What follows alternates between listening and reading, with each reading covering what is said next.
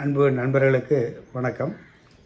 தைவாத முகூர்த்த ஆய்விலே இந்த பதிவிலே தை 10ஆம் தேதி ஆங்கிலம் 24/1/2024 புதன்கிழமை வளர்பிற சதுர்த்தசி திதி புனர்பூச நட்சத்திரம் சித்த யோகம் காலை 9:01 AM டு 9:38 AM கும்பலக்கினம் அப்படின்னு சொல்லி பஞ்சாங்க ரீதியாக சபரி பஞ்சாங்க ரீதியாக கொடுத்துருக்குறாங்க.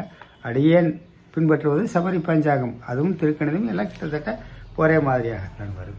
ஆகவே அதில் நாம் பார்க்குற பஞ்சாங்கத்தை படி தான் சில பஞ்சாங்கத்தில் 10 நிமிஷம் முன்பின் கூட கொடுத்துருப்பாங்க. அதனால் நம்ம அதை குறிப்பிடுறோம். சரிங்களா? இப்போ இதில் கும்பலக்கினம்னு போட்டு நீங்கள் பஞ்சாங்கம் பார்க்குறத அடைப்புக்கருக்குள்ளே ஒரு 4 அப்படிங்கிற நம்பர் போட்டிருப்பாங்க. இது எதுக்கு? முதல்ல 2லேயுமே இல்லை. ஏன் இந்த 3வது லக்கினத்துக்கு மட்டும் அடைப்புக்கருக்குள்ளே 4 அப்படின்னு போட்டால் அது துருவம்னு ஒன்று அனுசரிச்சிருப்பாங்க. இந்த முகூர்த்த லக்கினம் குறிக்கும்போது அதை கண்டிப்பாக அதை பார்த்து அந்த அப்போ அதில் ஏதாவது அந்த நம்பர்கள் இதாக இருந்ததுன்னு வச்சுங்க, அப்போ அதுக்கு தோஷ நிவர்த்தின்னு சொல்லி உங்களுக்கு அந்த கீழ்ப்பகுதியில் கொடுத்துருப்பாங்க. அப்போ இதில் அந்த 4ஆம் நம்பர் வந்து அது ராஜ பஞ்சகம் எலுமிச்சம்பழ தானம் அப்படின்னு அர்த்தம். இதுதான் அதுக்கு அர்த்தம். அந்த நம்பருக்கு என்ன அர்த்தம்? ஏன்னா இதெல்லாம் கேட்குறீங்க, அது எல்லாத்துக்குமே சொல்லிட்டு இருக்க முடியாது. பொதுப்படையாக இப்படி சொல்லிவிட்டால் காணொலியை பார்ப்பவர்கள் புரிந்து கொள்ளலாம், அவ்வளோதான். அப்போ அந்த 4ஆம் நம்பர் அப்படிங்கிறது வந்து உங்களுக்கு வந்து ராஜ பஞ்சகம் அப்படிங்கிறது வருது. அதுக்கு என்னடா விமோசனம் நிவர்த்தி என்ன அப்படின்னா எலுமிச்சம்பழ தானம் அப்படின்னு சொல்கிறாங்க.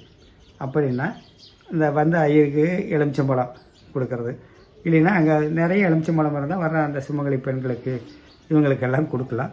நமக்கு அந்த எலுமிச்சம்பழம் ரேட் அதிகமாக இருந்தால் கம்மியாக வாங்கி ஒரு 10-12 வச்சிடலாம். முன்னாடி டேபிள் இருக்குது இல்லைங்களா, வரவேற்பு டேபிள், அதில் கொஞ்சம் எலுமிச்சம்பழத்தை போட்டு வச்சுக்கலாம். இது ஒன்று. அதுதான் இதனுடைய இந்த லக்கினத்துக்கு அவங்க கொடுத்துருக்கிற தோஷ நிவர்த்தி. புரியுதுங்களா ஐயா? சரி.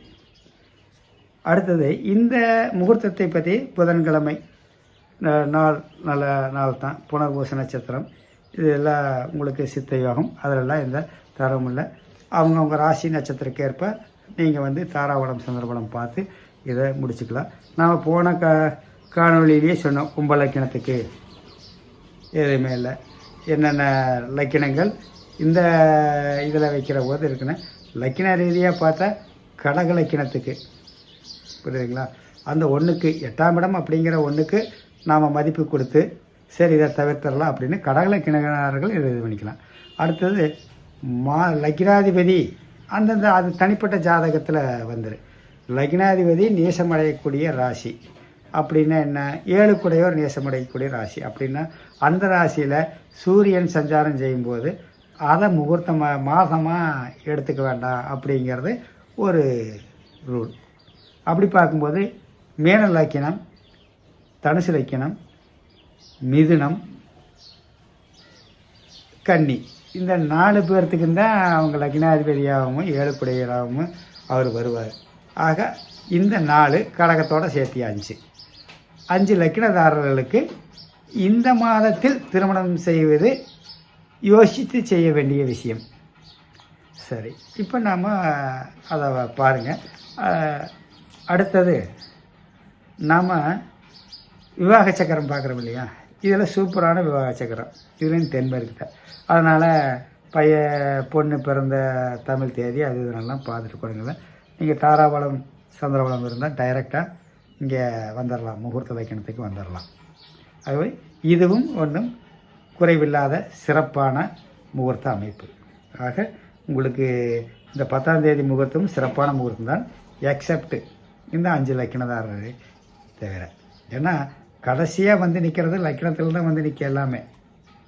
அப்போ அது சரியாக இருந்ததுன்னா மற்றதெல்லாம் வந்து சரி பண்ணி வைக்கும் அப்படிங்கிறத ஒரு நம்பிக்கை, ஐதீகம், இதையெல்லாம்.